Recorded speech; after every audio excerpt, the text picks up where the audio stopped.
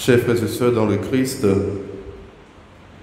la liturgie de ce 4e dimanche de Carême, nous l'avons dit en ouvrant cette Eucharistie, dimanche de Laetare, mot latin qui signifie « réjouissez-vous », pourrait être comprise comme une méditation.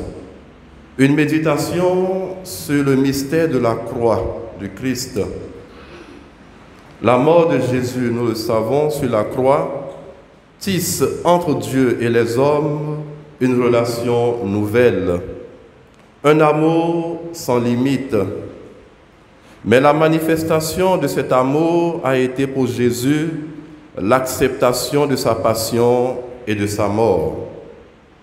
En effet, Dieu veut sceller avec son peuple une nouvelle alliance.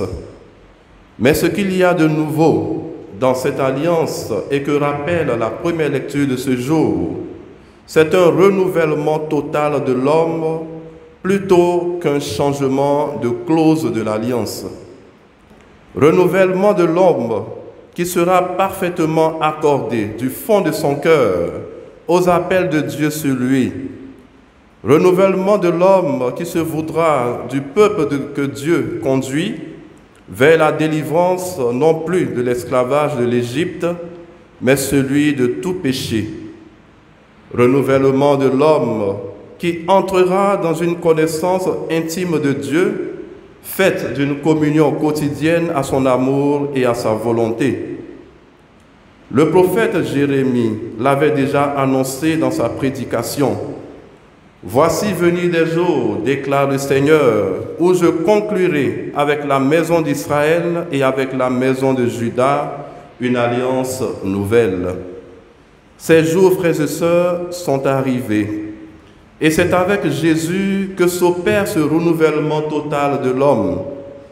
Désormais, c'est au fond du cœur des hommes que le Seigneur veut inscrire sa loi et non plus sur des pierres.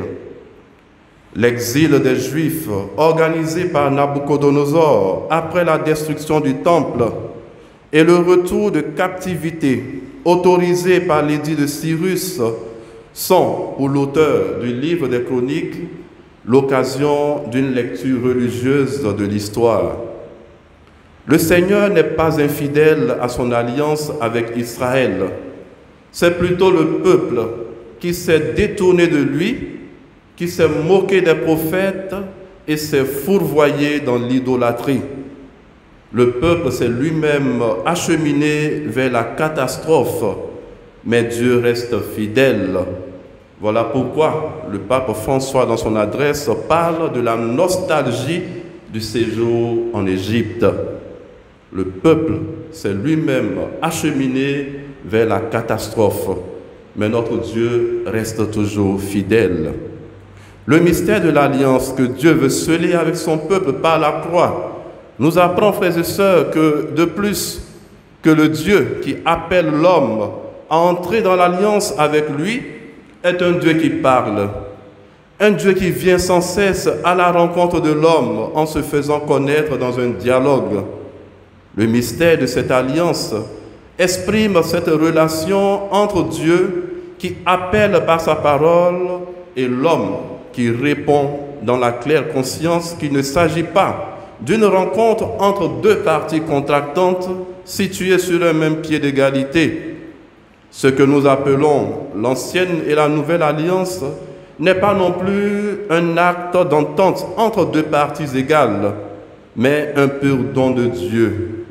Et par ce don de son amour, dépassant toute distance, Dieu fait vraiment de nous ses partenaires, réalisant ainsi le mystère nuptial de l'amour entre le Christ et l'Église. Dans cette perspective de Dieu qui fait de nous ses partenaires, dans cette perspective qui dévoile le véritable sens de l'alliance de Dieu, que Dieu veut établir avec son peuple, eh bien, chaque homme, chaque femme, chaque enfant, renouvelé par le sacrifice de Christ, apparaît comme destinataire de la parole, interpellé et appelé à entrer dans ce dialogue d'amour par une réponse libre. Ainsi, chacun de nous est rendu capable d'écouter et de répondre à la parole de Dieu. L'homme est créé dans la parole et il vit en elle. Il est créé homme de parole, il est créé homme de la parole, de sorte qu'il ne peut se comprendre lui-même s'il ne s'ouvre pas à ce dialogue que Dieu veut établir avec lui. Dans ce renouvellement total qui s'opère grâce à Jésus, dans la dynamique de l'Alliance nouvelle, Jésus, qui a connu nos souffrances et nos larmes, demeure toujours auprès du Père, le compagnon de toutes nos épreuves. Pour l'apôtre Paul, frères et sœurs, dans la deuxième lecture, ce renouvellement total de l'homme, ou si nous préférons la création de l'homme et son salut en Jésus-Christ, ne sont pas deux moments distincts de l'histoire. Comme si, après avoir créé l'homme, Dieu voulait rattraper son œuvre, mise à mal par le péché, en nous donnant un sauveur. Non, ce n'est pas de cela qu'il s'agit. La foi de l'apôtre Paul, qui transcrit ici, est que Dieu nous a recréés, Dieu nous a créés en Jésus-Christ. Et c'est là l'intention première de son amour qui se réalise au long des âges et révèle la richesse infinie de sa grâce. C'est pourquoi le but de la création n'est atteint que lorsque nous sommes ressuscités avec Jésus, lorsque nous régnons aux cieux avec lui. Notre véritable place, frères et sœurs, c'est d'être auprès de Jésus, c'est d'être avec Dieu son Père. En fait, pour l'apôtre Paul, s'il ne dépend de nous d'être ainsi créés et aimés de Dieu, il dépend en revanche de nous de correspondre à cet acte de création continuelle par une vie conforme à la voie que Dieu a tracée pour nous. Frères et sœurs dans le Christ, le motif de la joie de ce 4e dimanche nous est ainsi donné. Dieu a tellement aimé le monde, nous dit Saint Jean dans son évangile, qu'il a donné son propre Fils. Désormais, frères et sœurs, je dis bien désormais, tout homme est appelé à prendre position. Position devant ce geste d'amour de Dieu en la personne de Jésus. Ce sont les hommes, vous conviendrez avec moi, qui portent sur eux le jugement. Ce n'est pas Dieu qui condamne. Celui qui fait le mal refuse l'amour qui aurait éclairé sa vie. Celui qui agit selon la vérité, et cette vérité, c'est l'évangile d'amour que révèle Jésus, vient au Christ d'une manière explicite ou non, et sa vie en est totalement illuminée.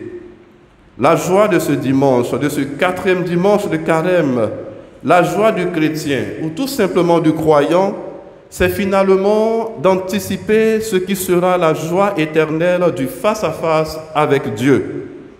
L'évangile de ce jour, nous l'avons entendu, commence par une invitation à regarder. Comme le serpent de bronze dressé sur un mât dans le désert guérissait les Hébreux des morsures de scorpions s'ils le regardaient avec foi, ainsi, un regard d'amour et de foi vers Jésus-Christ, élevé sur la croix, sauvera tous les hommes de la mort. C'est donc, frères et sœurs, devant la croix de Jésus que chacun de nous décide de son propre jugement.